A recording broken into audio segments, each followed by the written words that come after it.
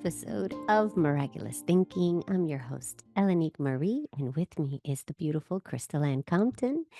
And today we are going to be going into Crystal. I'm going to let you remind me what chapter because the way this is Oh, good labeled, Lord. I think if it's we're on the like fourth agreement, it's the fifth chapter, correct. right? The fifth chapter, exactly. Right. The fifth chapter. Yes, the fifth chapter, the fourth agreement. And we're also going to be talking a little bit about the Toltec Path to Freedom, Which right? is chapter 6. Yes, we Chapter are going to six. be Yes. trying to get into that. That was really dense. There's a lot of different concepts in that one, but we're going to try and Yes. tackle it for sure. And Crystal and I were just talking, and for the sake of anyone who might be a new listener, welcome. We want to kind of summarize a little bit about what this book is, very briefly. It's a book written by Don Miguel Ruiz, who is identifies as Toltec. And pretty much he's like which is kind of a neo-shamanistic, right? Tradition that is indigenous to Mexico. And in this book, he basically says that you're basically living in a dream, right? We're all living in a dream. And this dream is a dream that is taught to us through words. Right. So our parents, our teachers, our society utilizes words to create concepts in our minds. And these concepts then create beliefs based on those concepts. And it's basically a program. In fact, chapter 1 was called The Domestication of the Human, I believe. And so it's basically this process, the same as we train animals to be domesticated. We are in turn domesticated by the greater dream and then eventually by our own dream, which is made up of the things that we agree to, the things we are taught, that we give agreement to without necessarily questioning whether or not they're actually true. And later on, these things become so automatic that they start running the show. And even though our life isn't showing up as we want, and even though we want to choose something different, we practiced these beliefs and these concepts. We hold them so sacred that we're afraid to let them go, even when the promise of letting them go is a happier dream and a happier life. And so what he offers is he offers four truths, four agreements, four new agreements that we can make that that basically can set us free from that old dream. And the first one, and I think the hardest one, honestly, you and I were just talking, is the be impeccable with your word, right? And what does that truly mean to be impeccable with your word? And the second one, which we also covered, was don't take anything personally. And the third one was don't make assumptions that you know what things mean, right? And today we're going to cover number 4, always do your best, upon which the other 3 rest, right? Because if you don't do Mm-hmm. your best, you're not going to do any of the other ones. And so essentially, there's a path to freedom, and that path is based upon those four things that you read, 3 things actually that you need to do. You need to become aware of the dream and aware of your beliefs. You need to basically practice forgiveness or letting go and just accepting what is showing up for you without labeling it, including yourself. And the last thing is that you have to take action by utilizing the 4 agreements and other means that he discusses a little bit. How do we take that action to actually transform? Now that we know it doesn't serve us, we have to act, right? Mm-hmm. And that's the hard part because it requires will. So for those of you just joining us, I think that was my summary of that. What do you think, I Crystal? think that's perfect. That Okay. takes us right into this final agreement. Now, I did underline some passages that I think describe this agreement, and I thought I would read it because I don't know, I Perfect. just like to ground everything in his actual words and then go off from there. Mm-hmm. So we're in chapter 5, the fourth agreement. Always do your best. Don Miguel Ruiz says, the fourth agreement is about the action of the first 3. Always do your best. Under any circumstance, always do your best, no more and no less. But keep in mind that your best is never going to be the same from one moment to the next. Everything is alive and changing all the time. So your best will sometimes be high quality and other times, not so good. When you wake up refreshed and energized in the morning, your best will be better than when you are tired at night. Your best will be different when you're healthy as opposed to sick, or sober as opposed to drunk. Your best will depend on whether you are feeling wonderful and happy or upset, angry, or jealous. In your everyday moods, your best can change from one moment to another, from 1 hour to the next, from one day to another. Your best will always change over time. As you build the habit of the 4 new agreements, your best will become better than it used to be. Regardless of the quality, just keep doing your best, no more and no less than your best. I love it. Whether you miss the mark or hit the mark, if you're doing your best, then you're doing the damn thing, according to That's Mr. right. Ruiz, Yes. which I found to be very interesting because another thing that he says is that when we are doing our best, and I'm paraphrasing, we're doing what we love. Hmm. Hmm. We're doing what we love, or we're having fun, or we're kind of in that higher vibrational space of really enjoying our life, which I think butts up right against a lot of people's ideas about doing their best. Like, if I have a 9 to 5 job and I'm going to do my best, am Mm-hmm. I in love with my job? No. And under that kind of idea, it seems to me that Don Miguel Ruiz is saying, well, you're really not doing your best then. Even if you're excellent at your job that you don't love, you're not doing your best because you're not fully expressing your joy or who it is that you are. Rather, you're probably just conforming, which is the opposite of Yes. being yourself. Mm-hmm. Well, what's interesting about that is so in and we always talk about human design, but in human design, they talk about the fact that certain types, generators, right? They're here to master. Yes, you are a Generator. I'm a generator. generator. They're here to achieve mastery, and they achieve that mastery through doing work because they're the workhorses, right, of the world. And yet, your passion, you can have a 9 to 5. You can. You don't have to make your career your passion project, but your passion project has to be in your life, even if it's your hobby. So if you love gardening, you don't have to be a gardener or be a landscape architect, but that must be present. It must be there for you to express that mastery. And they master it through repetition, right? Through doing. So I think that in his case, I love that when you're doing something, it's really about the presence that you're bringing to it, right? Mhm. So sometimes I practice this all the time, like when I have to go to anything from the government, like a government office, you Mm. psychologically have to like prepare. And when I'm there, I'm like, you know what? I'm going to see how much I can practice holding my high vibration in this place. Now, normally I would have gone in there like freaking out, looking at the clock, bringing like 17 snacks in my bag. You know what I mean? This is like, I can't handle the anxiety. But I've been trying, and that is me doing my best. And I'm still annoyed, and I still think it smells weird, because there's always some aroma going on in every government agency. But even while that's, you know what I mean? There's always a Yes. distinct smell. I Yeah. don't know what it is, Lysol and sweat. I don't know. But whatever it is, I just say to myself, this is my best. And how do we know what is our best? This is the hardest thing to realize because we're always utilizing that inner voice, that critic that's like, that wasn't your best. That wasn't Mm. your best. And then and that's one of the things we want to talk about later is that although these ideas are very powerful, there is a little gap that's missing here for me in this Mhm. book. And it's the how, Right. because that is the voice that's hard to fight. And Yes. and how do you become gentle with yourself? How do you acknowledge that you have done your best? Because that voice will always make you think that you failed. Well, I love that you're talking about embodying a higher vibration before you go into to do something that's lower vibration.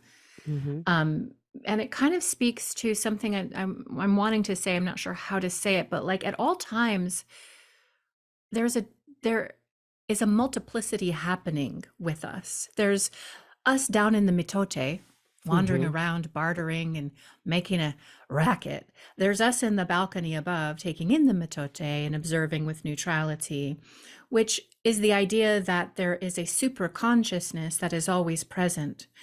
And then there is the human being incarnation that we are presently in that has to do stuff. Like we do have to do things. We have children. We've got to pay our Mhm. rent. And he actually addresses that. And it was kind of a little confused about how he framed some of that. Like these are responsibilities, these are requirements. This is not you actually expressing yourself. But is that really true? Because if I'm going to my 9 to 5 job, I'm doing that so I can feed my children who I love.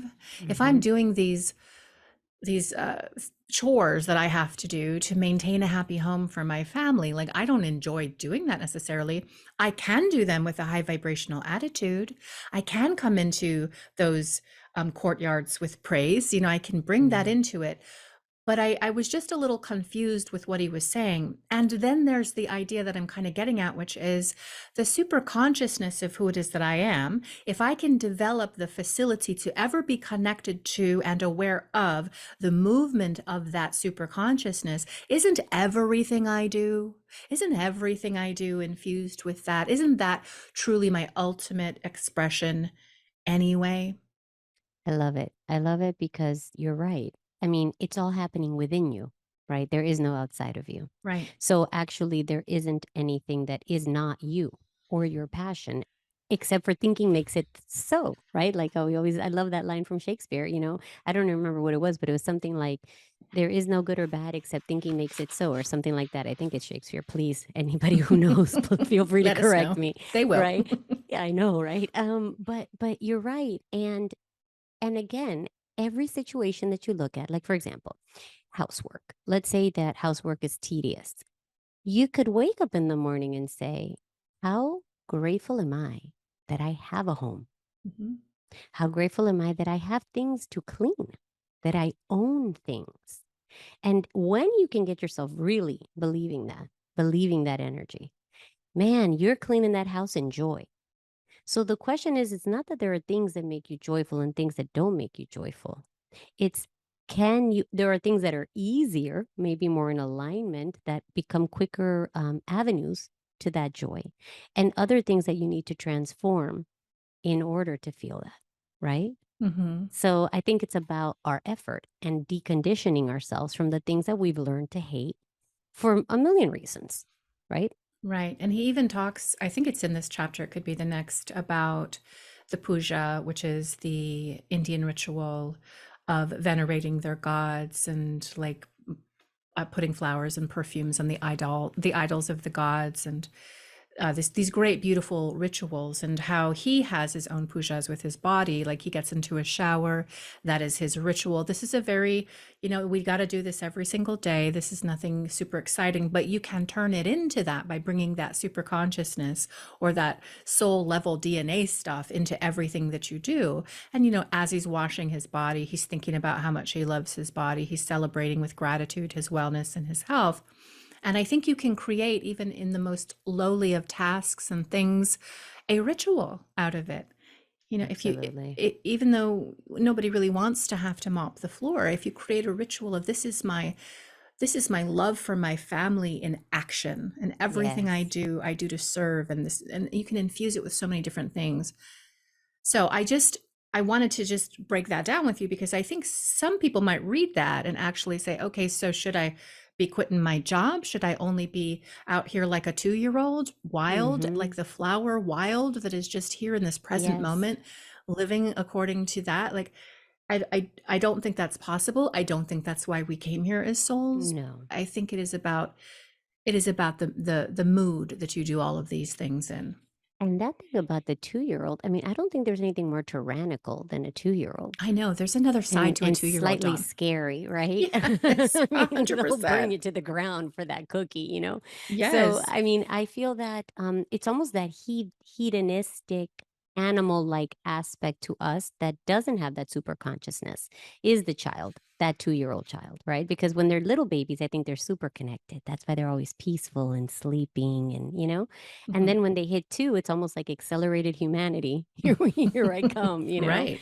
And then, of course, we try to bring them back from the edge through this conditioning process, which is really us just trying to help them understand that there is a higher way of thinking. So there is a reason to this Or dream are we teaching them, the law of the world, as Don Miguel Ruiz? also. I Right. think it could be both, right? Hmm. Because everything is a double-edged sword at the end of the day. Correct. Well, I had a passage I wanted to speak about because it kind of resonates a little bit with what we talked about last month when we went over Neville Goddard. Don Miguel Ruiz says, on the other hand, if you take action just for the sake of doing it, without expecting a reward, you will find that you enjoy every action that you do. Rewards will always come, but you're not attached to the reward. You can even get more than you would have imagined for yourself without expecting a reward. If we like what we do, if we always do our best, then we are really enjoying life. We are having fun. We don't get bored. We don't have frustrations. And I think that is the secret to manifestation. Here he's describing a feeling. And Neville would say, and did tell us last month, that feeling is the secret. No matter what you do, it's the feeling that you're embodying, which is your vibration, that is ultimately attracting what you're going to be experiencing tomorrow. And so there are people who dig ditches, there are people who are sanitation workers who have a joyful spirit and a smile on their face and are filled with gratitude. And we don't know the lives that they're living when they go home, but I bet if they're really feeling that and they're really enjoying themselves, they're manifesting on so many different levels. They're manifesting relationships, they're manifesting opportunities, they're manifesting more possibilities to continue to enjoy yourself in life. That truly is how manifestation works. And also, uh, when we speak of manifestation and we speak of abundance, I think a lot of us have been trained to think of financial Yep. and success as financial, right? But what about happiness and joy Hmm. and contentment and freedom and wonder and ease, right? And those are things that we sacrifice for, quote unquote, manifesting. Hmm. Manifesting the dream house, the dream car, and the dream vacation based on the life that's cracking your body in two, you Hmm. know? And when I grew up a lot in different countries, but I was born in Dominican Republic. My mom's side of the family is Dominican. I'm half Dominican. And the thing that I love about Dominican Republic is I've never seen happier people with so little. Like, I remember in our building when the electricity would go out and you would be driving in the street and people would be sitting outside. There was no generator, right? This was back in the day. There was not even a generator. And people would just they would even make a soup out of everybody else's ingredients, right? They'd be like, let's make a sancocho. It's a Dominican soup. And I think it's called that because they just throw everything in there like a shoe. It's like Hmm. one person brings an onion and the other one brings a little transistor radio and they start dancing and it's in a parking lot and it's free. That sounds And so we're fun. right. And it's Yes. so much more fun than anything else. And as I've grown and had the opportunity to experience so many other amazing, beautiful luxury experiences, but I still recall those moments as the happiest moments of my life where there was just people Hmm. who needed nothing but each other and a little bit to be happy. And that's what I think for me is manifestation. It's Yes. manifesting happiness and joy no matter what. Right. And this has really been demonstrated to me this year because this calendar year, so many things have shifted for me, in particular, my finances around my business, because of course the world is in a perceived precarious place. And, not everybody's out here trying to spend a lot of money on different things. And it's been reflected in my business. And so, in terms of money, bank accounts, I have a good deal less in my bank account this year than I did last year, and certainly the year before that. But at the same time, my daughter and her wife moved back home last December, and I had spent quite a bit of time and energy and spiritual contemplation manifesting that. And I did that simply by imagining ourselves together again, imagining the dinners we would cook, imagining the movies we would watch, imagining all of the things that we could do together. And in a concerted effort, I dreamt that into being. And now here they are. And just this past weekend, I cooked a roast. They were over. We were watching movies. And every single one of us, all four of us, just said, I'm just so happy. So happy you Wow. guys are back. We're so happy to be back. And it was just such a beautiful feeling. No, I don't have a whole lot of money this year, like compared to other years, but I have so much more. So it really is about how do you measure your manifestation? Because God delivers in so many different ways. But if you're only focused, your forward focus is on how Mhm. much is in my bank account, what kind of car am I driving, what are they going to think about me? Oh, you're missing out on all of the good gifts that God has for you. And the ones that are not tied to anything. Which is what I think it's because Yes. presence, right? It's being present. You're Mhm. fully present in the gratitude and the happiness of having the two most important people in your life, aside from your beautiful husband, with you in health in this moment in the In this world moment, where right? so many people wish they could have that and don't. And so when you sit in that, you just attract more of that, more and more. And then it trickles over into everything else, right? Because there's this gratitude, attitude of gratitude. I love Mhm. that saying, and I try to remind myself all day long, for every little thing. Like I had to take all this medication, right? After I went through chemotherapy, and I still have to take a whole bunch of medication. And someone said to me, "Oh, I'm so sorry." The doctor was like, "I'm so sorry you have to take all these pills." And I was like, "Are you kidding me? I can afford to buy them. Mhm. I have insurance." You know what a problem is? When you need these medications And and can't you get them. can't get them, Mhm. either because you don't have the money or because in your country you can't get them, right? So thank you, Lord, that I can buy this medicine and I can drink it. Yes. All good. I just remember truly marveling in your attitude during all of the things that you went through. I mean, it wasn't just that, you had a big long season of just trial and tribulation, but maintained this um equanimity, you maintained this grace, you maintained this outlook. Like it was so inspiring to me. And I'm not like trying to, big you up here and stuff, but truly like that's goals for me. Like, because I've found myself in situations that absolutely derailed me. You saw me sobbing in my Jeep a few times, probably. I love Just that video. I love it. sobbing in my Jeep, man.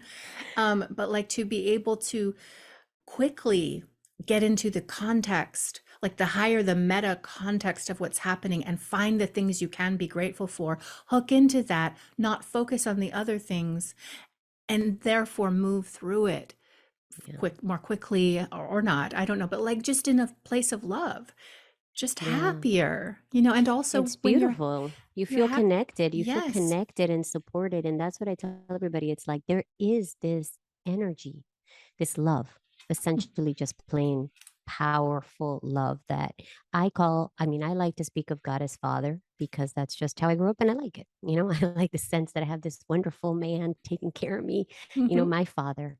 And I also talk to mother and I always say, I always tell you that I pray to both because I like to honor that aspect of me as well. But I just love to sit with God. Like I just love that feeling of that I'm talking to him all day long and involving him in my decisions and being grateful for everything that he has given me. And even in the hard parts, I was never alone, never alone. And that is, I don't know why I feel so lucky to have gone through all these things, and yet Ugh, they were hard, I love that you feel lucky. That just too. brings me to tears a little bit, Elenique, because I would have a harder time feeling that, or trying to find it in the midst of that. And I think a lot of us kind of struggle with that. And you do just naturally have a way to click into it, embody it. I'm in awe of you, truly. I mean that. Thank you. I'm in awe of you, Miss Oh, Crystal. you don't I need to am. be. Thank you. Well, but like it's hard because at the time that I met you, I was building the lab. I had a bunch of programs. I had a lot of people following me. I was doing events and things like that.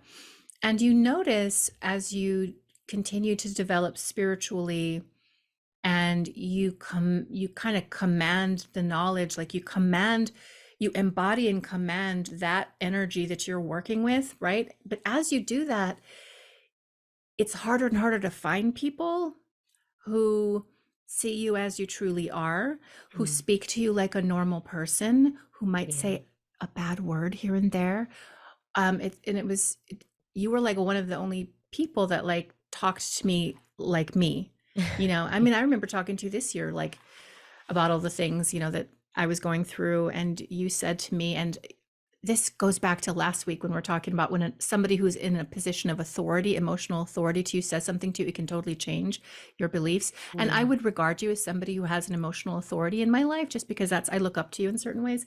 But you said, who gives a fuck what people think about? I don't care anymore. I have been through so much in my life. Like, I'm going to Yep. sit around and care what somebody thinks about me. Fuck them. You said something like that. Mhm. And the vulgarity, of Mhm. course, I love it.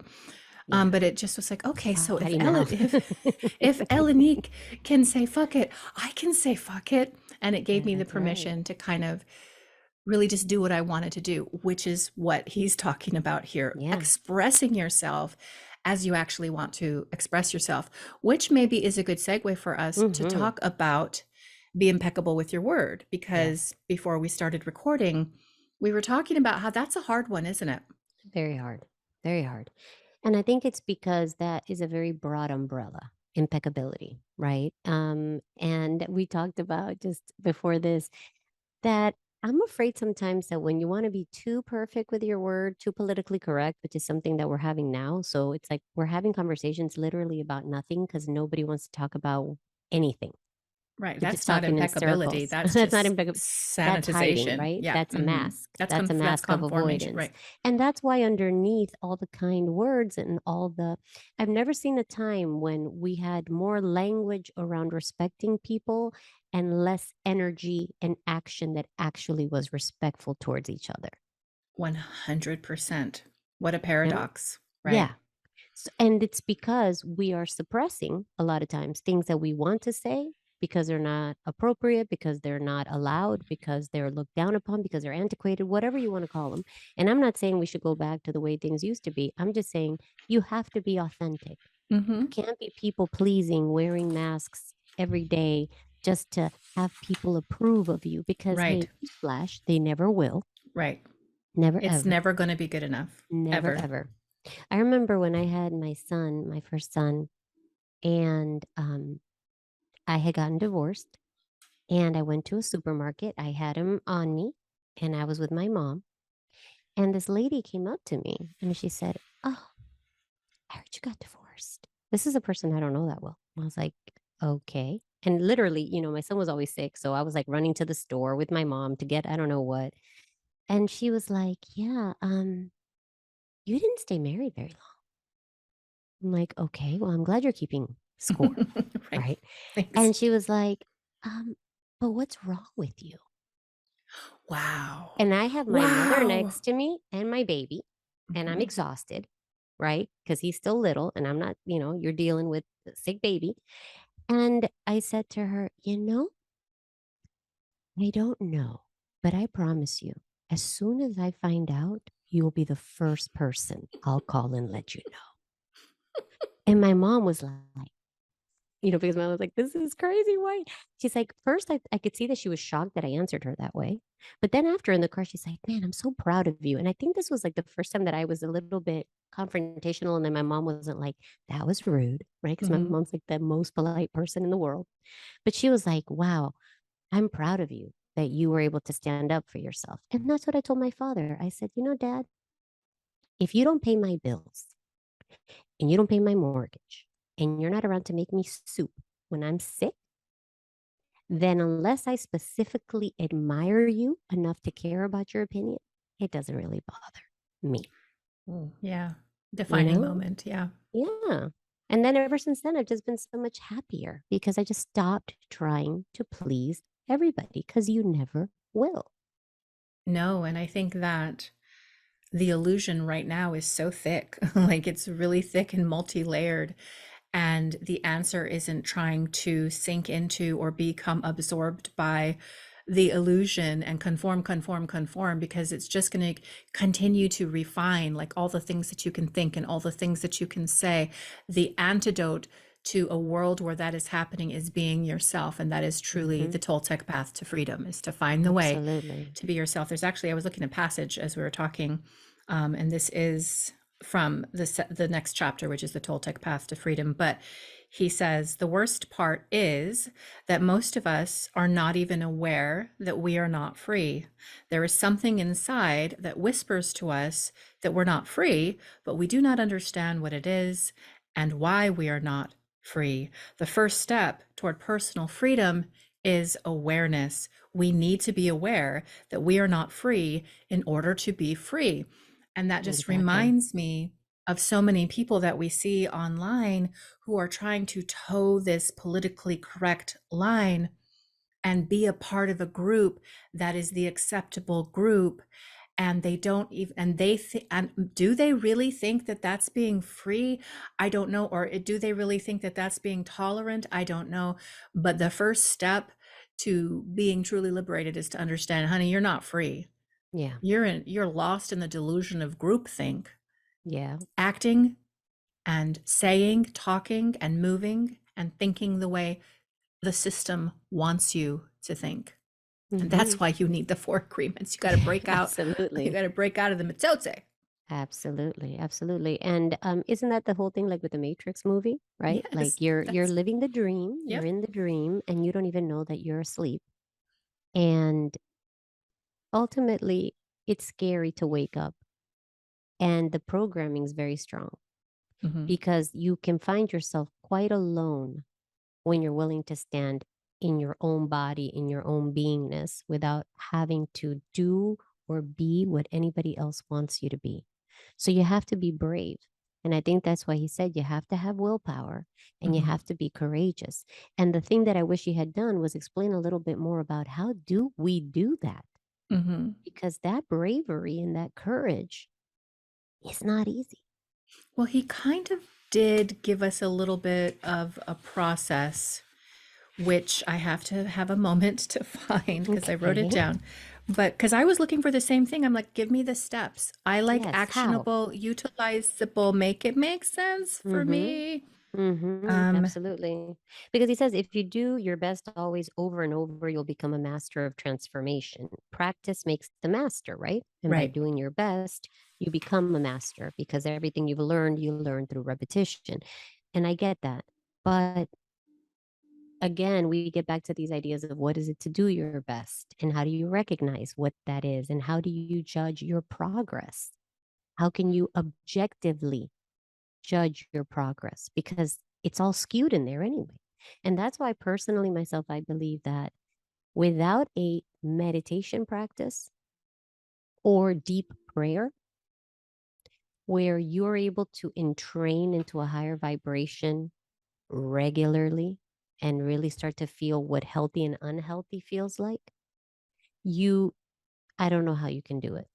I really, unless you have some near death experience, which has happened for some people, or some traumatic disease that Mhm, shocks you to your core, right? Some illness or some terrible loss that mhm. suddenly just snaps you out of the paradigm.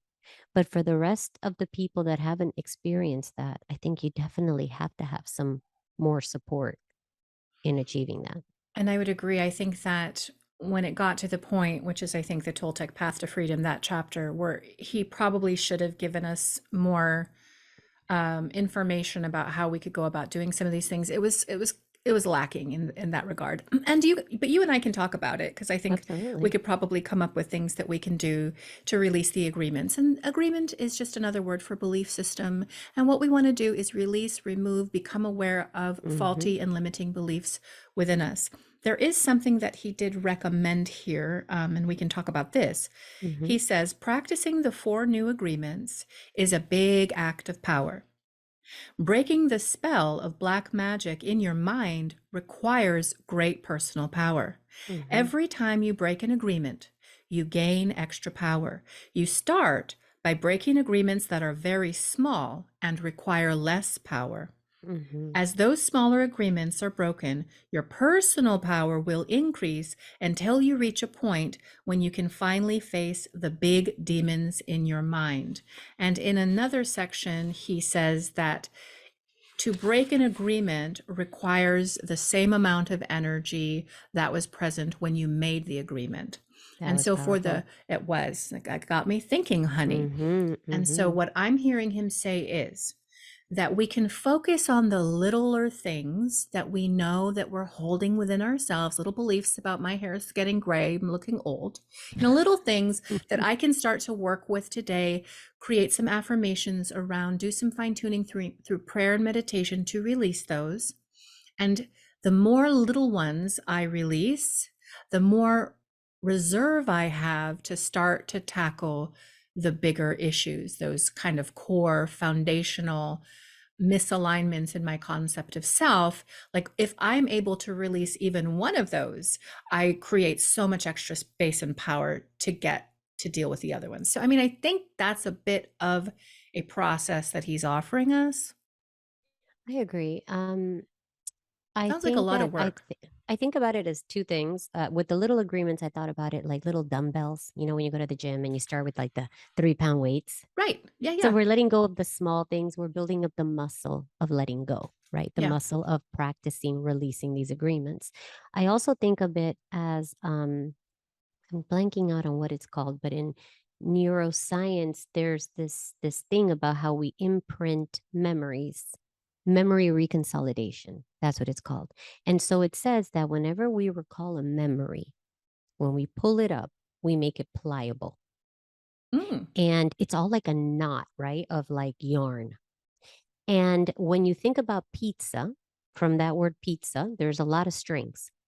When I was 5 years old and I had a pizza party, when I dropped the pizza in high school and everybody laughed at me, whatever it might have been, right? When we think pizza, we activate that memory, all the memories attached to this archetype pizza. And while we pull it up, it becomes moldable.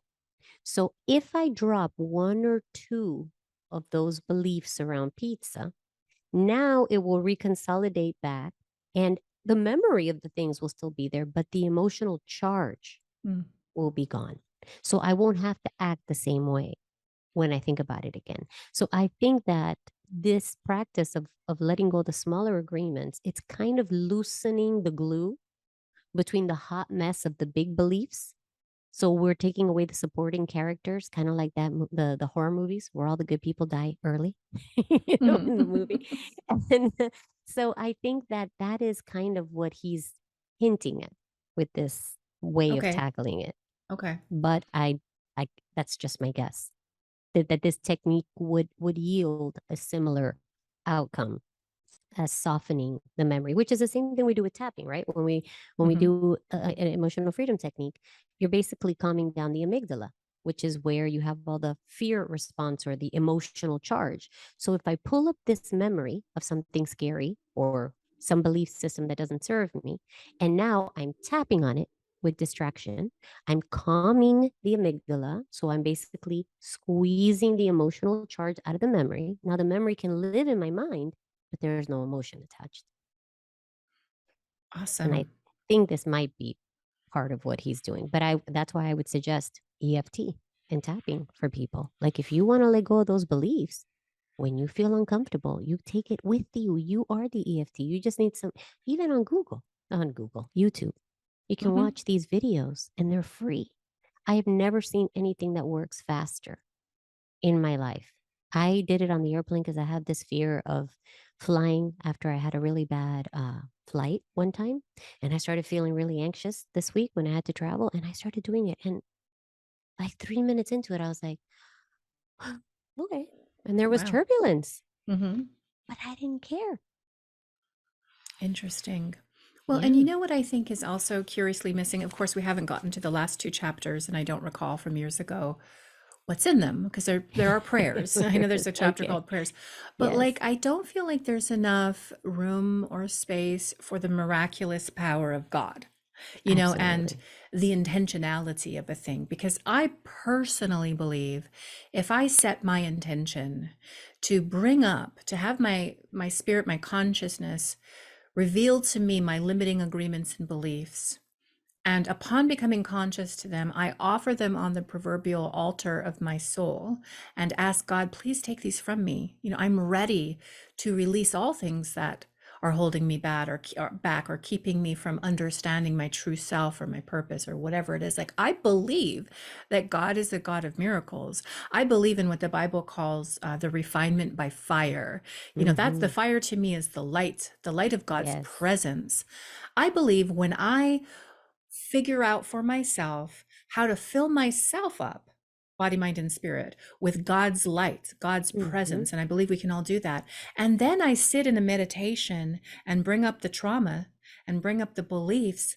I really don't have to do much more, Elenique, but just sit there as the proxy for God that created me and let the light, which is that fire, burn out all the things that I love it. aren't in alignment. Love Like, it. I just feel like we can't understate how powerful, like, also energy healing modalities, something like Yes. Reiki, and having a practitioner Hmm. who's working on your field and kind of like jostling things around, moving things around, Hmm. wedging some activations in, like, that can make such a Yeah. huge difference as opposed to, okay, one agreement at a time, starting with the smallest. Meanwhile, the Mitote has thousands of people with all their own Yes. feelings and thoughts. Like, that just seems like such a large task. And I don't think it needs to be that hard.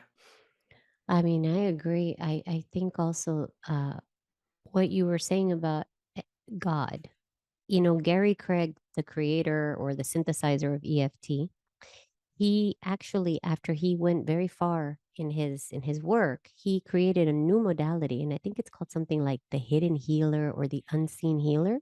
And Mhm. essentially, it's the Holy Spirit because Gary Craig, I believe, believes in A Course in Miracles. I think he does. I don't know where I read that, so don't quote me, but it's something like when you become aware, which is part of the process, and then bring that up into the altar that you want to release. Mhm. And you ask that higher knowing, that higher self, that essence that of which you are an expression. And you say, help me release this. I give it to you. Like you said, I love that visual of fire or the violet flame or Mhm. any of these things just consuming, these things that are holding us back. But I think that you're right. And energy healing, of course, Reiki and pranic healing and crystal healing and all these different things that support the subtle bodies.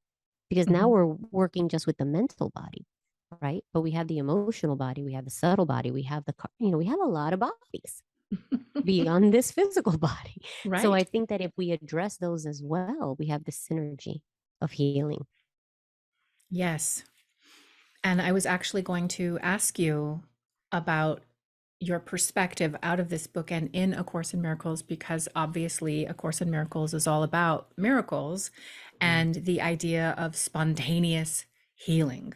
Like, Hmm. that obviously must be possible. So what does the A Course in Miracles say about, if you can, I mean, Hmm. if you know, like, what does it say about how to release these limiting beliefs and how to get a healing like that? Well, Crystal, I mean, I think that's why we keep coming back to the fact that we're going to have to do this Course in Miracles course We because are going to have to do it. it's just too wonderful. And the more that I read it and the more that I practice it, and right now I'm in this like a workbook teacher, like training to facilitate it even better. And Mhm. what we've been taught now is that we're only as good as our capacity to actually follow the workbook. So becoming living examples of the lessons, right? And what the Course in Miracles says is that miracles are expressions of love. That is what a miracle is. And that's why it is not rooted in time because love is timeless, right? So there is an encouragement in the Course in Miracles and in the workbook, the 365 lessons, to constantly be asking God, the Holy Spirit, and Jesus for guidance throughout your day. They have the hourly remembrance where you say you remember the lesson of the day and you practice it. When you have these recurring thoughts, painful patterns, limiting beliefs, and you train yourself to every hour or when it comes up for you, the pain or the anxiety, you sit with it and you connect with your source. You connect with however you envision that. And you say, Lord, please, I release it to you. I release it for healing. Help me see this a different way. I want to see this a different way. I want to see it with real sight. I know that it works. I know from experience. And that's all I can say is that it comes from, it's an experience you have to have in order to believe, right? Mm-hmm. And that's experiential. It will not be in a book, it will not be a technique, right? You have to allow it. And I read somewhere that, in order to surrender, you have to surrender. And I read What? that yesterday and I said, that's genius, right? Mm-hmm. Because we keep looking at that word and we keep wanting to find a different explanation at the end of the sentence for what you need to do, right? Oh, well, what do you mean by surrender? Do you mean like think about it or meditate? No, it means surrender it. And surrender is trust. That's really what it is. We have such negative connotations for it, but ultimately, when you surrender into something, it's because you fully trust it, fully believe in it. Like when you want to manifest, Mm-hmm. I have asked and my Father will provide, right? There is no doubt in there. So I think that's the muscle that we have to train is the muscle of trust and faith and endurance. Endurance to believe in it, even when it's not showing up in your outer reality, and having the stamina to wait and know it's coming. Yes. Yes. And of course, anytime I think of surrender, I think of Jesus in Gethsemane just saying, I'd like all of these things, please, Yeah. please, but thy will be done. That's Mm-hmm. surrender. Please. Yeah. But even so, even if it's not what I want, even if it's going to feel bad, I want the highest to be done, the utmost for Mm-hmm. the highest. And so thy will be done. And that can be a hard thing to say and feel, but it's like a hard thing to relinquish your need to control or to try and change the way something is happening. And That yet can be when you very difficult. do, it's the best feeling Liberating. in the world. I mean, Exactly. I think I was always a control freak and I still struggle. We know there's always areas where you have to grow while you're still in this human experience. But when I finally realized I didn't have to make everything happen, Oh my I gosh. was like, oh my Thank God, you. yes, such a relief, Indeed. you know? Well, I did have like maybe another little quote before we move on, like solidly into the next chapter. And this again, we're Okay. back into the fourth agreement, which is to do your best. Always do Mm-hmm. your best. And I just thought this was an interesting thing. He says, just do your best to honor these agreements, which are, again, the three preceding agreements, which we have already discussed. And you can make this agreement today. You can say, I choose to honor the four agreements. It's so simple and logical that even a child can understand them, but you must have a very strong will, as you said, a very strong will to keep these agreements. Why? Because whenever we go, because why? Why? Because wherever we go, we find that our path is full of obstacles. Everyone tries to sabotage our commitment to these new agreements, and everything around us is a setup for us to break them. The problem is all the other agreements that are part of the dream of the planet. They are alive and they are very strong. And I know Mm-hmm. you kind of referenced this as well. But this kind of reminds me of what my mother used to tell me, which is the higher you climb, the more the devil sees you.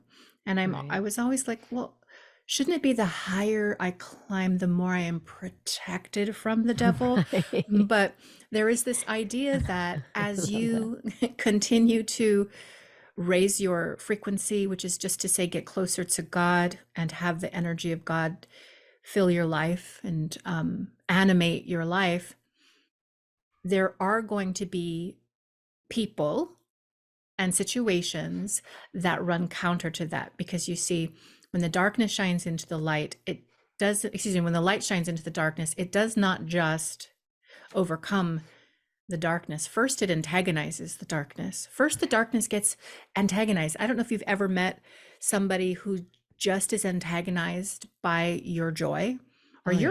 you're in a great vibe, you're feeling wonderful, but like All all day of your long. love and all of your happiness just seems to really Mm, annoy someone else, mhm. that is the darkness inside of them. No judgment. It's just the antithetical energy within them that's being dusted up because you are present and you are in the light. And I Mhm. also think that it's so common that the more we refine and release agreements and false concepts of self, the more the universe sets up situations requiring us to reinforce our new agreement. And I wish it Mhm. wouldn't sometimes, because I think Yes. some of us fall back into old patterns and cycles and we take even longer to get out of the desert. But I do think for Mhm. whatever reason, the universe does this, but it does it so that we can really embed that new neural pathway, or we can really Yeah. root I think it's into, asking, like, yep, do you really want this? Is this really the new direction? Because are it you seems like for the sure? last 30 years you've been Hmm. doing this, and I really don't want to give you, Hmm. this steak if you still want to eat catfish or whatever it is that you're eating. It's like, no, let's double check, triple check. Okay, good. This is our new normal. And Right. so it's true. And it can be very painful because there is that conditioning that keeps pulling you back in. I find that people, especially the people you love, can sometimes be the most difficult Especially. to Hmm. escape from, from them Hmm. because you've been a certain way. They Hmm. know you this way and they like you this way, ideally.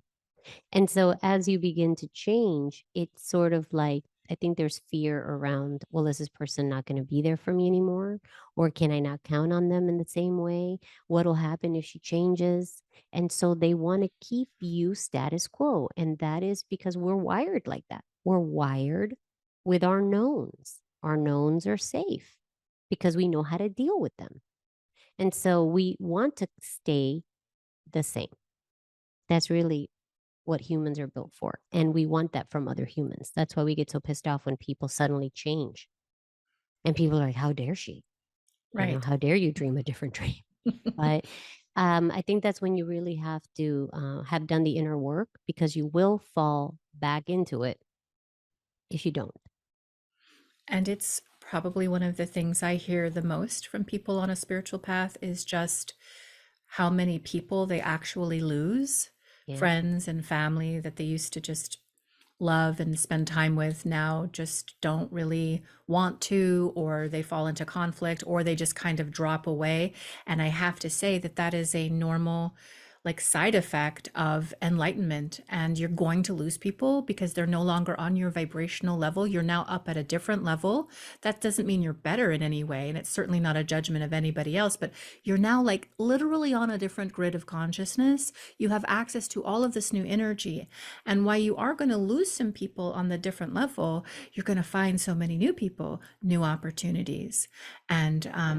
new doorways to walk through. So never be afraid of the reaction and the response that you're going to get from other people as you develop yourself, whether spiritually or otherwise, because you want to just keep pressing forward, because you're going to find that new level, that promised land, and it's going to be better than anything that you came out of, even though it hurts to lose people, especially people that you thought really loved you. And then you find Yeah. out, oh, that was totally conditional. Their love and Hmm. admiration for me was totally conditional on me being the same, Right. right? And giving them the energy that they wanted from me. Hmm. Well, that's where we do have to be brave. Brave. I've lost a lot of people. Yeah. Me Yeah. too.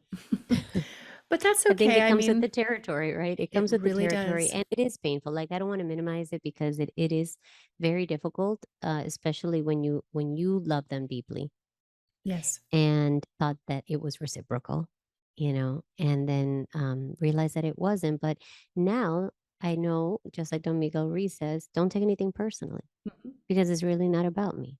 Right. It really isn't about me. And yeah, And that's life. that's life. Truly, that's life. Yeah. So, in the next chapter, which again is the Toltec Path to Freedom, he starts walking us down this path to liberate ourselves from the limiting agreements that we hold within ourselves and to truly embrace these new agreements that he has offered us.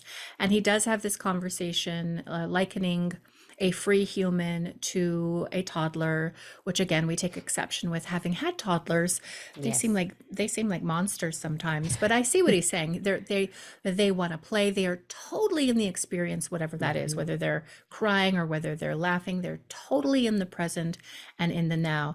And one thing I thought was so interesting when he talked about when the child is pretending to be an adult, their Mm. face totally changes. Like, I'm going to pretend to be a lawyer. And then they go, like the way they mirror back to us, like little children mirror back to us, our state of adulthood or humanity Yes. in maturation is like really telling, isn't it? It really is. It's really It telling that really it's is. so different than their experience. It's never happy. It's never happy. It's always like, and now mommy is mad. It's like always something like that. You're like, oh no, is that how you see me? Is that how Oh you my see gosh, I everything? remember my brother and I playing as children. We had to have been both under 5. And my mother walked in and I was sitting on like the floor and my brother was like yelling at me. He was dad. And he was saying, "You hear me, hear me? You hear me? You hear me, hear me?" And Oh I'm like, "I hear no. you." My mom's like, It's no. I was like, oh Lord, oh, that is what they are mirroring back to me. This is our life. But like the Yeah, children will show you their they will. interpretation of what an adult is. But that is the difference between a free and present human and one that is so bogged down with the rules and the regulations from the book of the law of Mhm. this dream reality. It's true. It's true. Yeah, I think joy, in proportion to your lack of joy, you can tell how indoctrinated you are by this dream. Can you expand on that? What do you mean? Well, joy is the natural state. It's your actual natural state, Hmm. joy. And because in joy, there's everything. In joy, there's abundance, there's ease, there's love, there's health, there's everything. Everything is in joy. And so, when the further that you drift from joy, the more you've allowed some sort of conditioning to cut you off from that which you truly are.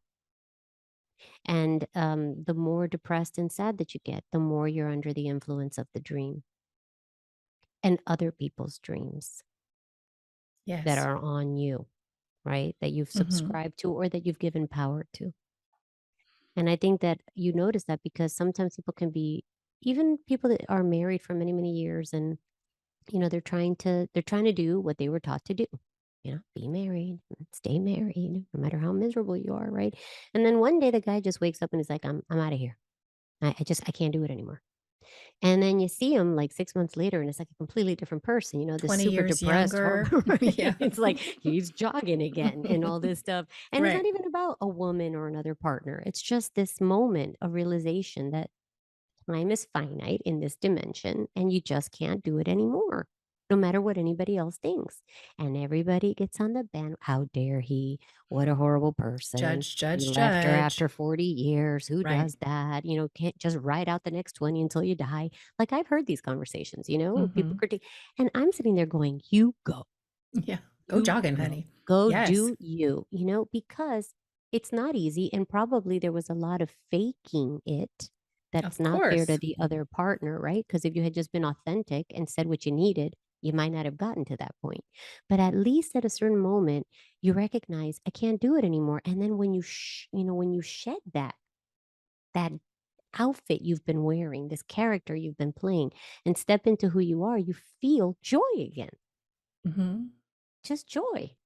So I always use that as my barometer. The grumpier and the more like less happy that I feel, I'm like, oh man, I'm starting to go off track here. Right. Let's take a look at what have I been thinking, Hmm. doing, or who have I been hanging out with that I feel this way. Right. And I think it's so important when we find ourselves in states of whatever's not joy. So, Mm-hmm. whatever that might be, to not judge ourselves. Neville Goddard talks about never indulging that lower mood. Like, oh, just notice it. Oh, I've got a little tension here. I'm Mm-hmm. feeling a little anxious. Let me get to my tapping. My start Yeah. some tapping. Let that just Even be, though right. Let that be the guidepost to get you back into alignment. Like everybody clicks out of alignment. And even in this book, he says, you're not always going to you're not always going to manage the best, but you can always do your best, even if you're not feeling well, even if you're feeling a little bit depressed, still try to do your best and get back into that joy as soon as you can. It's really just an invitation. It's just a little sign, say, oh, go back that way.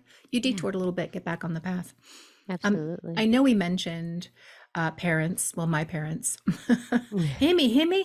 Oh, Lord. My brother, every time he sees me, he visits for Thanksgiving, and he's like, do you need me to put that here? Himmy. I'm like, Him, mm-mm, it's no. hilarious. Oh, we're both trauma We have to bonded. have him as a guest on one of Oh my these. God. He has to read a book with us, and then he has to come on here. You're not gonna love me as much because he is so much better than me. No, He is I so can't imagine. He is, I told him he's a ninth dimensional Arcturian. He just doesn't Oh, know it. He's like a pure okay. being of love. And he's an evangelical Christian. He doesn't know what that means, but he does now He identify doesn't know what that as means. a ninth dimensional Arcturian. Oh, he's just the best person in the world. Oh, But back to parents. Um, he was talking, Don Miguel Ruiz is talking in this chapter about the judge and the victim and the belief system. All of these exist inside of us, and of course, outside of us as well. And so many of us, like for example, the man that's trapped in the marriage that's loveless and he's just going through the motions, he's not happy. He's probably staying in the relationship because he fears the judgment. mm-hmm. And he's also willing to be a victim and stay in the suffering, as opposed to breaking out of the mold and expressing himself as he truly wants to be, which is what this liberation is. Anyway, Don Miguel Ruiz says, you do not need to blame your parents for teaching you to be like them. Himmy. Mm-hmm. What else could they teach you but what they know? They did the best they could, and if they abused you, it was due to their own domestication, their own fears, their own beliefs. They had no control over the programming that they received, so they couldn't have behaved any differently. There is no need to blame your parents or anyone who abused you in your life, including yourself. And it is time to stop the abuse, because the only person that is still abusing you, I mean, some people are getting abused out there. And Right. so I'm just talking about some of us who have come up through the trauma and the abuse. The only person who is continuing to abuse you is you, by keeping you in the state of auto domestication, in this self-imposed suffering, because you are holding on to all of the agreements that were embedded in you by the abuser. But the abuser abused because they had auto domesticated in that way. And so you Right. just got to break the chains, and you've got to forgive people. And that's one of the keys he talks about. Like, if you really want to be free, you have got to forgive the people that abused you and hurt you. And Mm-hmm. that is very difficult. It's very, very hard. And that's that's what he said, right? First you have to have awareness of the beliefs that are traumatizing you and keeping you in out of joy, right? Yes. Then you've got to have forgiveness, because once you understand that everybody's also stuck in their own little hell, Mm-hmm. then you can have compassion for their suffering. And the worse someone shows up for you, the more that we should be able to say, man, I feel for you, right? Because what has taken you to this place where you have to show up like this, right? What did you go through that you're showing up like this in the world? Because clearly someone beat your joy out of you one way or the other, right? But it's hard because we have all these memories and all these beliefs built around those memories and the memories that create emotions. So I think that's why I'm telling you, lately, I've been working for a long time now with a lot of different modalities. And I am now to the point where I won't do any hypnotherapy or any human design without EFT. I just find it unbelievable and free and not dependent on anyone. Like once you teach it to somebody, they can take it with them and you can interrupt that emotion so that you can heal yourself. And he says it there. It's not about forgiving them because they deserve it, it's about forgiving them to heal yourself, because you're the one sitting in the toxic soup of your emotions, right? So, Mm-hmm. do you want to do that to yourself? Eventually, when you love yourself enough, you stop thinking that you're hurting somebody else. when you're holding those types of thoughts and realize the only one you're hurting is you because it's Right. done, right? It's the past. I mean, again, not about people that are currently doing things to people. And I don't think anybody Mm-mm. should stay in those environments if they have any kind of choice, you know?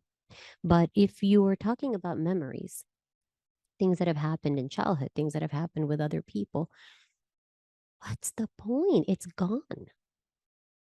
It's gone. And just because you forgive doesn't mean you have to hang out. I think that's the big thing that people think. They think, well, I have to forgive this person. And so because I've forgiven them, now it means that I have to let them in my life. That's not what that means. It means you let go of the anger, the resentment, all the things that you're doing to yourself. That when the person's, he even says it there, when the person's name is brought up, he says it, you know, I want to find it because I thought it was really great what he said. You will know you have forgiven someone when you see them and you no longer have an emotional reaction. Right. That's when you're going to know, right? Or when they get brought up in conversation and you don't feel that tinge within you of Triggered. Yep. annoyance or, So I think that's what we go for with forgiveness. Not, hey, let's have our summer holiday together, Let's right? return to some form, or No, like, let's try to have some relationship that we're imagining. It does not have to be that. You do not ever have to be in contact with that person ever again. no. It's really not even about them. Healthy. It's not healthy because it's toxic because like you said, you have dissonance and entrainment, right? Like if two things are attracted to each other, they Mhm. have a magnetic pull to one another. But when something clearly has disconnected from you, and that's what's hard because over time, over the years, you just expect that the things that you've connected to, you will always connect to. But once you start to see that that distance is being created, it's because there's no more synchronicity between those two things. There's no more attraction. And we have to be able to let that go. And that's part of being in the present moment, right? Yes. Accepting what is instead of trying to force it. Like when you're a little Right. kid in those Yes. games and you're like shoving I'm guilty. My mom's like, it's not going to fit. And I'm like with the oval, Right. banging Into in the the circle. rectangle. Yeah. Right. It's going to go in there. Well, one thing I wanted to say, and I have so many thoughts running through my mind, so let me collect myself. The first thing is about trauma that has happened in the past. And my intention is not to invalidate anybody's past trauma because the struggle is real. But when you look at it from like a slightly higher vantage point, is it real? Because truly there is no past, there is no future. There really is only this now moment. Like the only reason it is alive is because we think about it and or are attached to it. That's not alive though, that's active. That's an activated pattern of energy. It is not happening now. And it makes me think of, and I know I've mentioned this to you a few times, I'm sorry, I know I repeat myself, but that really funky church called the Church of Last Thursday. Have you ever heard of this No, church? no. So it's called the Church of Last Thursday. And the idea is that everybody on the planet just kind of powered up and turned on last Thursday. We really haven't been here for millennia or millions of years, centuries, whatever. We haven't really created the history that we're all just taking for granted as our history. Like, actually, we're AI. I'm extrapolating, Oh, but like we're okay. AI and we are just kind of coming online last Thursday. And when you think of it like that, it's kind of what I'm trying to get at. Like, did it really happen though? Does it really matter? Because all we really are is in this moment. And that's where all of the infinite potential and possibility is. And so I really would like to encourage people who are still locked up in the trauma and in the things that have happened to them, the pains, the offenses, the unforgiveness. I really just want you to cultivate a spirit, try to cultivate a spirit of willingness to release it. You don't actually have to forgive yet. Because here's the thing, when I say you got to forgive them, she's like, okay, how? I mean, how? And Mm. here you have EFT, which is the modality that really allows you to release it. So thank you for that. But what I have found is so helpful as well is just being willing. Like, I'm willing to relinquish my story. I'm willing to stop being in pain. I'm willing to cease all these anxious thoughts of that thing or this person. I'm willing. I don't know how, but I offer this to you, God. I really believe through that prayer, God hears it. And Hmm. God comes in, and God, in a way known only unto God, begins to take it from you. And over time, due to your willingness and your sustained willingness, like you don't allow yourself to fall back and start thinking those thoughts again and getting Hmm. triggered by memories, like you're working on yourself, you're always offering it on the altar. You'll find over time, you're just not having that activated response as he's discussing. You're just not as upset. You're just not Hmm. as triggered. You're just neutral. And that's when you know that it's gone, that you Yeah, have forgiven someone. absolutely. So just be willing to let it go. Some people are so habituated. Some people really like being a victim.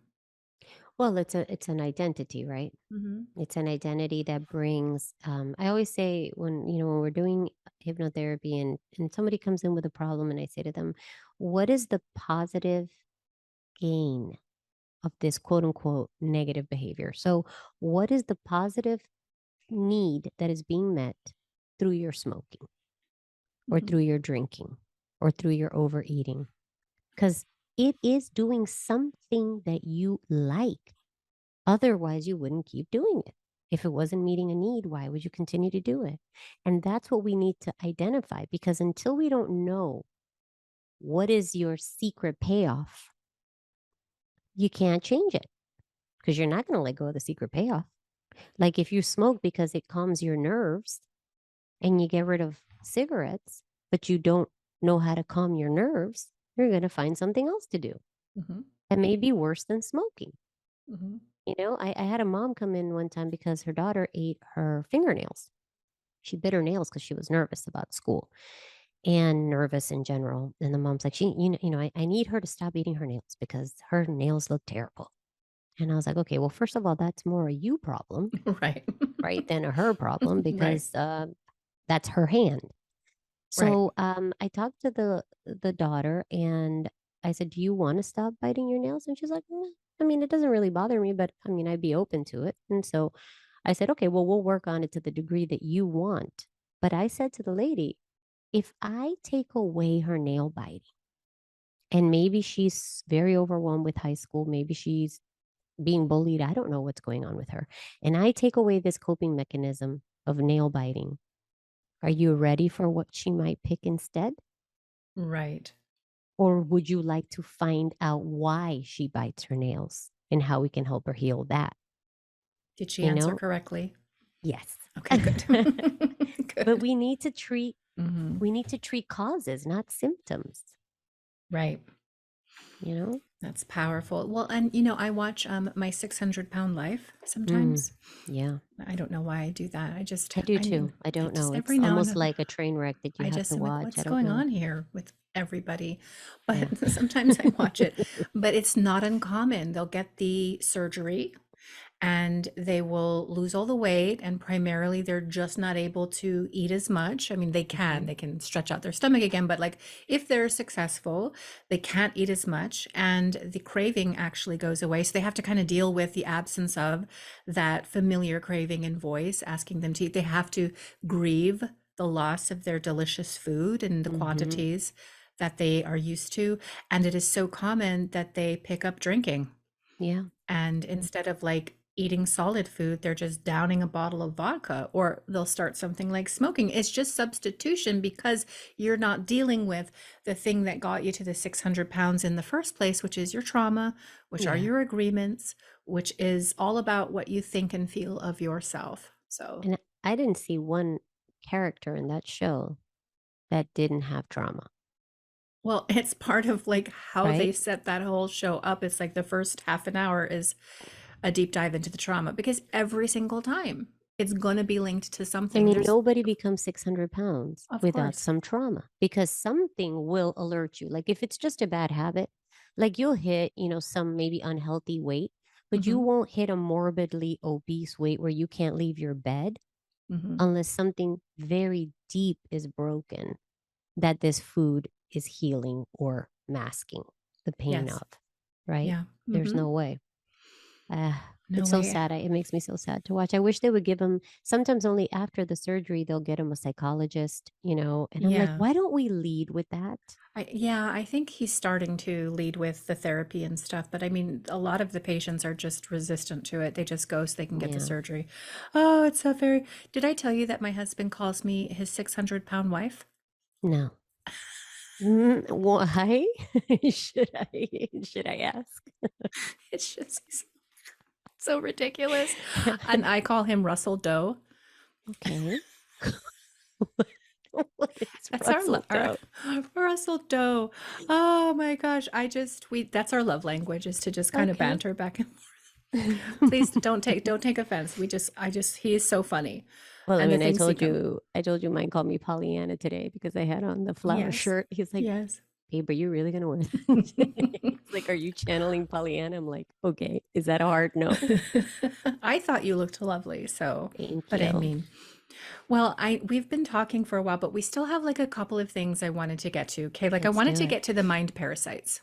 Okay, yes, mind The parasites I parasites. thought were so interesting. Let me read this very Mm-hmm. quickly. When we talk about the Toltec Path to Freedom, we find that they have an entire map for breaking free of domestication, which is your self imposed suffering because you're harboring all of these agreements. They compare the judge, the victim, and the belief system to a parasite that invades the human mind. From the Toltec point of view, all humans who are domesticated, meaning plugged into the matrix, honey, are sick. They are sick because there is a parasite that controls the mind and controls the brain. The food for the parasite is the negative emotions that come from fear. I totally believe this. And in I fact, agree too. I did a bit of channeling a little while ago on Oh, the multiplicity of the mind, like all the different minds, and I've talked to you about it. And one of the things that I was shown and that I was looking into with spirit was the collection of what appeared to me like detritus in the different minds. mm-hmm. And it's collected in certain parts of the body due to magnetism. Like our magnetism, like our actual life here as a human, we're magnetic. Yes. Now, and so we're drawing, we're attracting, but we're like Mm-hmm. literally energetically magnetic. And according to our vibration, which is again according to our proximity to God, do we attract to us? But we also attract over lifetimes, Mm-hmm. and we can pull detritus and parasites from previous, look at your My face, God. I was like, from previous lives into this life. And so the way that it looks like to me, I won't go into too much detail, but it just looks like this collection of just barnacle type organisms all over us. Which, so I wow. thought it was interesting that he's likening our conditioning here in this world to kind of a parasitical kind of sickness, because I do think so many things are parasitical. I They think are. television is parasitical. I think pornography is Absolutely. parasitical. I think It is. substances are parasitical. I think they Mm-hmm. attach to the magnetic beings that we are. And now we've got barnacles all over the whale of our body. Okay, my body, Yes. all over the whale of my body. I've got barnacles. And it's is it a parasocial relationship? What do you call that? I know that's an internet Parasitic? phenomenon, but like Parasitic? that's Oh, synergistic, like we're actually communicating with our barnacles and they're communicating with us, like our gut biome. symbiotic? Like a symbiotic? Symbiotic. Thank you, Yeah. ma'am. Okay. So it's like this whole complex system that isn't even us. Yeah. It's yeah, like you think you're you, but actually you're like a whole bunch of bacteria and parasites and organisms and things that are living within you that have colonies Like on try to you. I give up mean, we sugar. do. Like Yeah. if you give up sugar, like you Yeah. start getting a little crazy because all Yep. of those little Organisms. beings in your stomach are asking for the sugar right now, Absolutely. and you go And crazy. I like when he talked about that the human mind is like infected skin. I mean, Yes. this is where we get a little dark in this Right. book. First, it's parasites, and now it's infected skin. But he says every human has an emotional body. So, again, talking about that subtle body out here that's covered with infected wounds. And each wound is infected with emotional poison. And the poison of all the emotions that make us suffer, such as hate, anger, envy, and sadness, is oozing out of these things. And an action of injustice opens a wound in the mind, and we react with emotional poison because of the concepts and the beliefs that we have about injustice and what is fair. So we take it personally, Mm-hmm. right? So there's this concept of justice. And in justice, I don't deserve this, but I do deserve that because I followed the rules and I did everything. So, again, with the scenario of the husband and wife, if I've been with you and kept up my end of the marriage bargain, we've been together 30 years. I cooked, I cleaned, I did everything you told me to. It is not fair for you to leave me. Not fair, no matter how you feel. And that's what we're telling each other. And so, based on that now injury that you've done to me, I am justified in attacking you. And that's how the cycle just keeps going and going and going and going. And that's why we get addicted to it, because in reality, if I can be a victim, it justifies my attack. Right. Of course. Right. So, actually, what I want is I'm looking to be a victim because I enjoy attacking.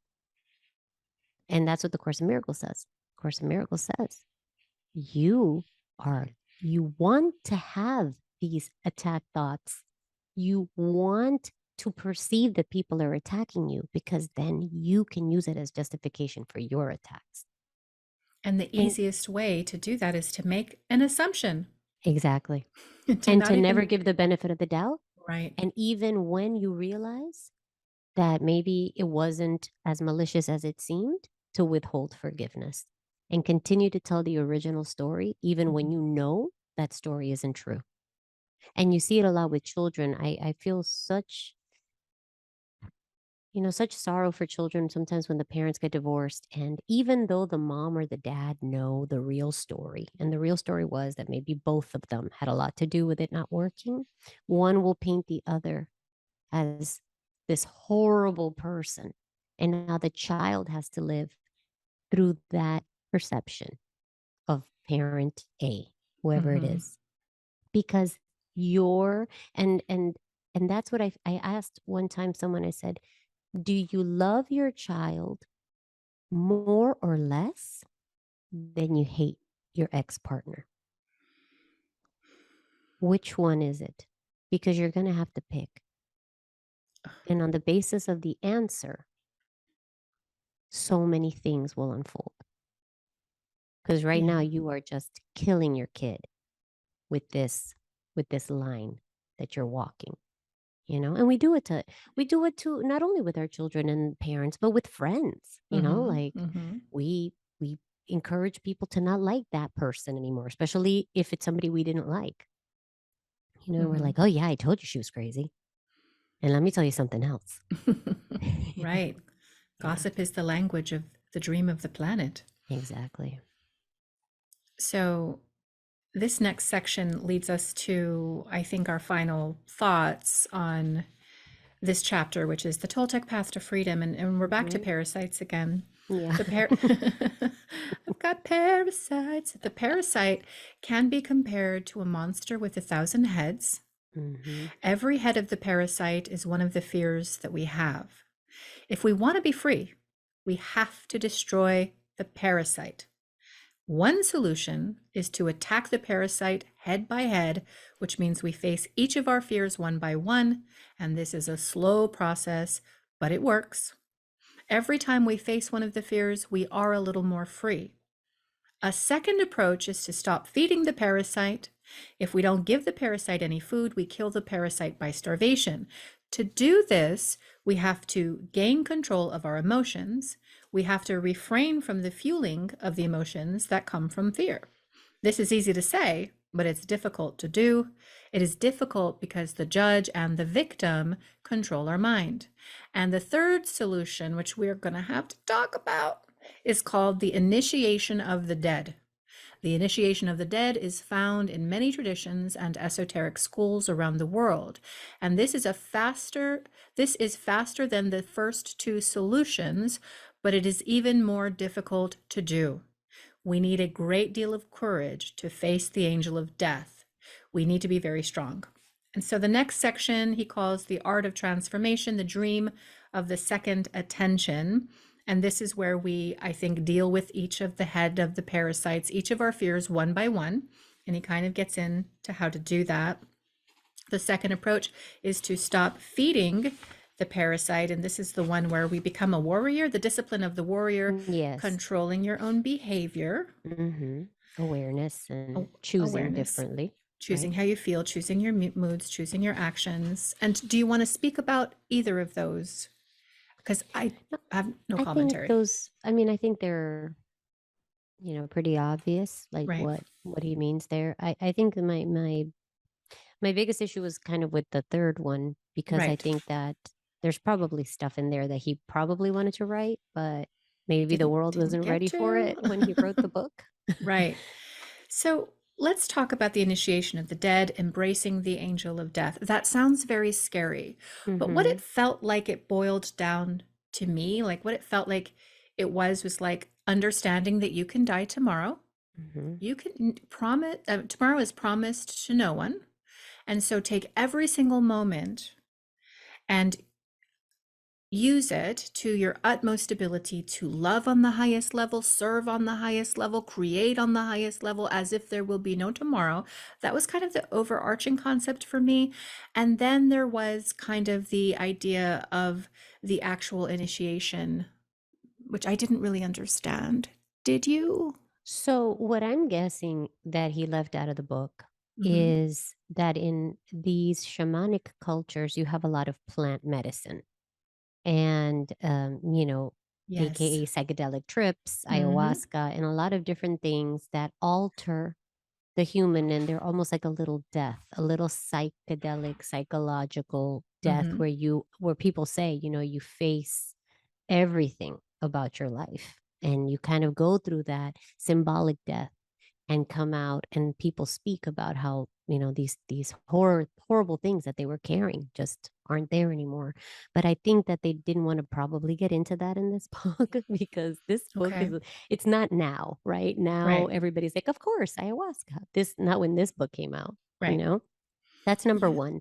Okay. For me, I think there might be something there from the tradition that is not in the actual writing. The second thing is, um, I don't understand the idea of just pretending to die every day. I mean, Mm-hmm. it's an interesting concept, but I think that the other way that you can get to that is through fasting, Mm-hmm. which they do in Buddhism and Hinduism, extended fasting. Jesus fasted in the desert, right? And faced his demons in the desert and conquered the demons in the desert and came out renewed, right? The true, he stepped into his ministry and he was ready, Right. right? So taking the body physically close to death is another way to actually face your death.